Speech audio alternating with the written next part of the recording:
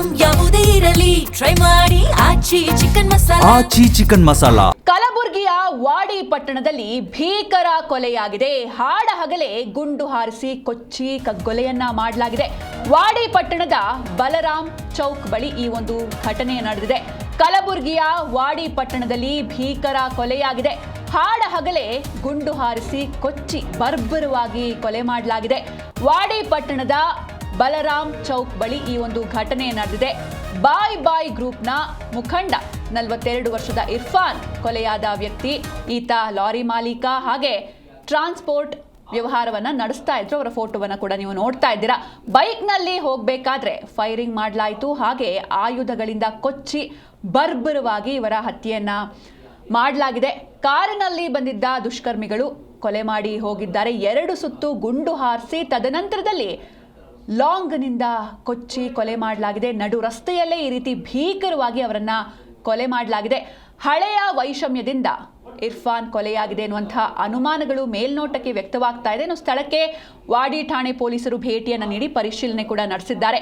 ವಾಡಿ police ಠಾಣಾ ವ್ಯಾಪ್ತಿಯಲ್ಲಿ ಪ್ರಕರಣ ದಾಖಲಾಗಿದೆ. ಕಾರ್ನಲ್ಲಿ ಬಂದು ದುಷ್ಕರ್ಮಿಗಳು ಈ ರೀತಿ ಮಾಡಿದ್ದಾರೆ. ಅಂದ್ರೆ ಇವರು ಬೈಕ್ನಲ್ಲಿ ಸ್ಕೂಟಿನಲ್ಲಿ ಹೋಗ್ತಾ ಇರ್ತಾರೆ. ಈ ಸಂದರ್ಭದಲ್ಲಿ ಮೊದಲಿಗೆ 2 ಸುತ್ತು ಗುಂಡು ಹಾರಿಸ್ತಾರೆ. ತದನಂತರದಲ್ಲಿ ಅವರು ಬಳಸಿರುವಂತಹ ಏನು ಆ ಕತ್ತಿ ಮಚ್ಚೇನಿದೆ ಅದನ್ನು ಕೂಡ ನೀವು ನೋಡ್ತಾ ಇದ್ದೀರ ದೃಶ್ಯದಲ್ಲಿ. ಫಸ್ಟು ಫೈರಿಂಗ್ ಮಾಡ್ತಾರೆ. ಅದಾದ್ಮೇಲೆ ಮಚ್ಚಿನಿಂದ ಕೊಚ್ಚಿ ಬರ್ಬರವಾಗಿ ಹತ್ಯೆ ಮಾಡಲಾಗಿದೆ. ಇವರು ಏನು ಫೋಟೋದಲ್ಲಿ ನೀವು ನೋಡ್ತಾ ಇದ್ದೀರಾ ಬಾಯ್ ಗ್ರೂಪ್ನ ಮುಖಂಡ ಇವರು ಇರ್ಫಾನ್ ಅಂತ 42 ವರ್ಷ. ಇವರು ಲಾರಿಗಳ ಮಾಲೀಕರು ಹಾಗೆ ಟ್ರಾನ್ಸ್ಪೋರ್ಟ್ ವ್ಯವಹಾರವನ್ನು ನಡೆಸ್ತಾ ಇದ್ರು. ಏನೋ ಒಂದು ಹಳೆಯ ದ್ವೇಷನೇ ಈ ಒಂದು ಕೊಲೆಗೆ ಕಾರಣ ಎನ್ನುವಂಥ ಅನುಮಾನಗಳು ವ್ಯಕ್ತವಾಗ್ತಾ ಇದೆ. ಅದೇ ಸ್ಕೂಟಿನಲ್ಲಿ ನೀವೇನೋ ನೋಡ್ತಾ ಇದ್ದೀರ ದೃಶ್ಯದಲ್ಲಿ ಇದೇ ಸ್ಕೂಟಿನಲ್ಲಿ ಇವರು ಹೋಗ್ತಾ ಇರ್ತಾರೆ.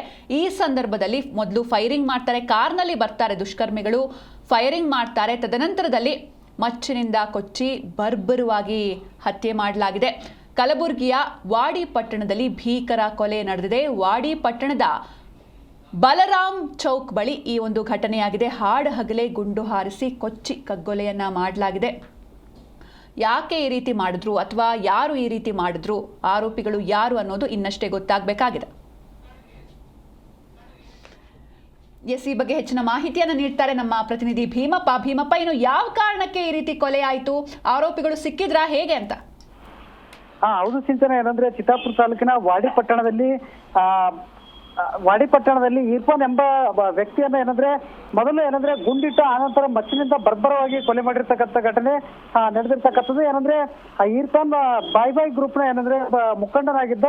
ಸದ್ಯ ಆತ ಸ್ಕೂಟಿ ಮೇಲೆ ಹೋಗ್ತಕ್ಕಂಥ ಸಂದರ್ಭದಲ್ಲಿ ಆತನ ಮೇಲೆ ಏಕಾಏಕಿ ಗುಂಡಿನ ದಾಳಿ ಮಾಡಿದ್ದಾರೆ. ನಂತರ ಮಾರಕಾಸ್ತ್ರಗಳಿಂದ ಹಲ್ಲೆ ಮಾಡಿ ಬರ್ಬರವಾಗಿ ಕೊಲೆ ಮಾಡಿರ್ತಕ್ಕಂಥದ್ದು. ಸದ್ಯ ಹಳೆ ವೈಷಮ್ಯ ಹಿನ್ನೆಲೆಯಲ್ಲಿ ಘಟನೆ ನಡೆದಿದೆ ಎನ್ನಲಾಗ್ತದೆ. ಸದ್ಯ ಘಟನಾ ಸ್ಥಳಕ್ಕೆ ಕಲಬುರಗಿ ಎಸ್ಪಿ ಅಡೂರು ಶ್ರೀನಿವಾಸಲು ಸೇರಿದಂತೆ ಇನ್ನು ಅನೇಕ ಹಿರಿಯ ಪೊಲೀಸ್ ಅಧಿಕಾರಿಗಳು ಭೇಟಿ ನೀಡಿದ್ದಾರೆ. ಇನ್ನು ಹಳೆ ದ್ವೇಷ ಹಿನ್ನೆಲೆಯಲ್ಲಿ ಕೊಲೆ ನಡೆದಿದೆ ಅಂತ ಸದ್ಯದ ಮಾಹಿತಿ ತಿಳಿದು ಬರ್ತದೆ. ಇನ್ನು ಹೆಚ್ಚಿನ ತನಿಖೆ ಮಾಡ್ತಾ ಇದ್ದಾರೆ ಸಿಂಚನ.